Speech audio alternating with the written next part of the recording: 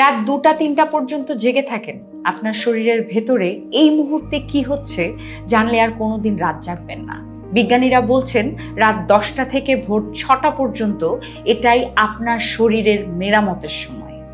আর আপনি যদি এই সময়ে জেগে থাকেন তাহলে আপনার শরীর নিজেকে ঠিক করতে পারে না।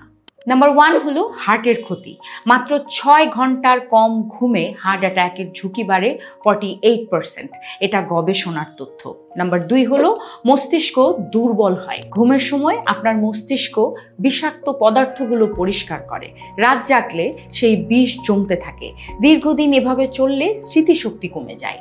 নাম্বার 3 হলো মুটিয়ে যাওয়া বা মোটা হয়ে যাওয়া। দেরিতে ঘুমালে আপনার শরীরে ক্ষুধার হরমোন বেড়ে যায়। রাতে খিদে পায়, তাই রাতে বেশি খেয়ে ফেলেন। ফলস্বরূপ আপনার ওজন বেড়ে যায়। এটা আপনার দোষ নয়, এটা হরমোনের খেলা। আর সবচেয়ে ভয়ের কথা কি, এই ক্ষতি ধীরে ধীরে হয়, আপনি বুঝতেও পারবেন না। কিন্তু যতক্ষণে বোঝেন ততক্ষণে অনেক দেরি হয়ে যায়। এখন আমার প্রশ্ন আপনাদের কাছে, আপনারা রাতে কয়টায় ঘুমান? সৎভাবে কমেন্টে লিখুন, উত্তর আমি দেব। নিজেকে সুস্থ রাখতে চাইলে এক্ষুনি সাবস্ক্রাইব করুন।